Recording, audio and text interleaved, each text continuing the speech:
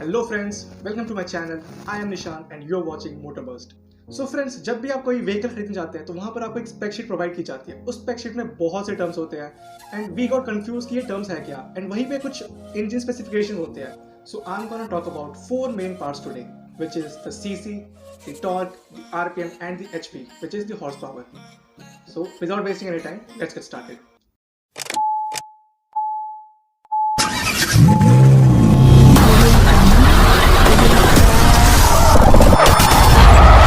So first comes the CC. CC stands for cubic centimeter. ये basically engine का capacity होता है।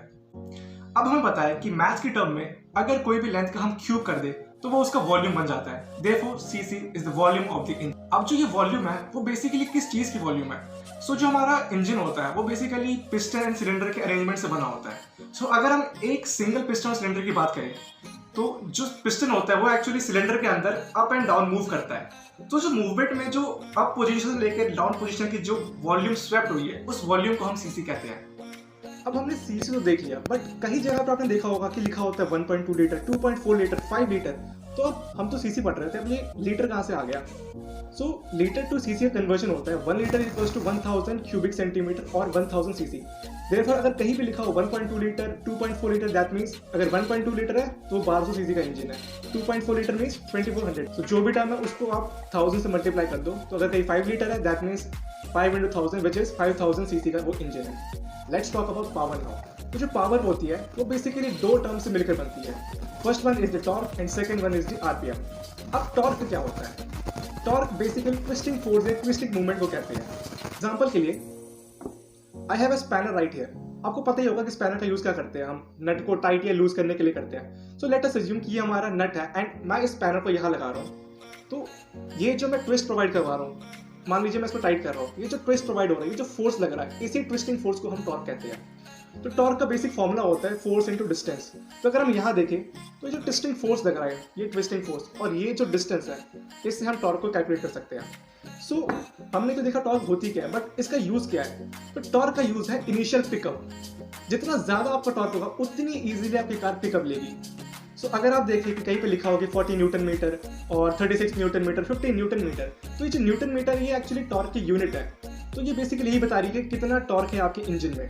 अगर हम टॉर्क का दूसरा एग्जांपल देखें तो जो ट्रक्स होते हैं, हैवी लोडेड ट्रक्स, उनमें टॉर्क ज्यादा होता है क्योंकि उनको लोड को पुल करना पड़ता है।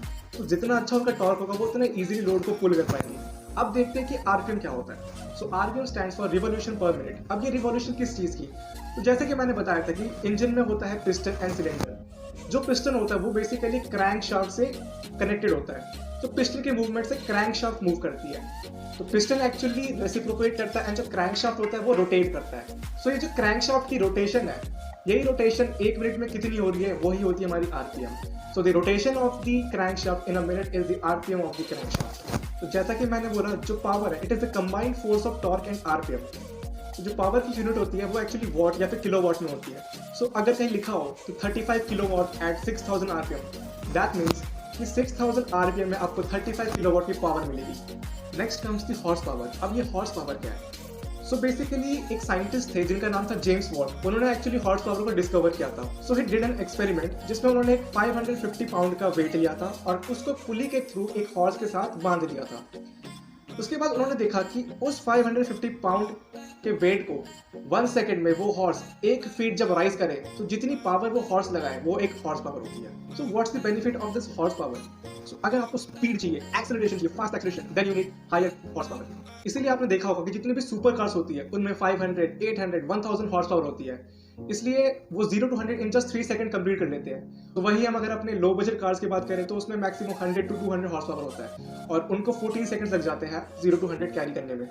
फ्रेंड्स, एक चीज याद रखना कि अगर आपके पास अच्छा टॉर्क है तो वो आपको अच्छा पिकअप देगा, एंड अगर आपके पास अच्छा हॉर्स पावर है तो वो आपको टॉप स्पीड देगा। If you need higher top speed you need to have a higher HP. I hope आपको वीडियो समझ में आई होगी। इसी के साथ यहीं पे एंड करते हैं। अगर वीडियो अच्छी लगी तो लाइक जरूर कर देना, चैनल को सब्सक्राइब कर देना। मैं मिलता हूँ आपसे अगली वीडियो में। टिल देन, जय हिंद।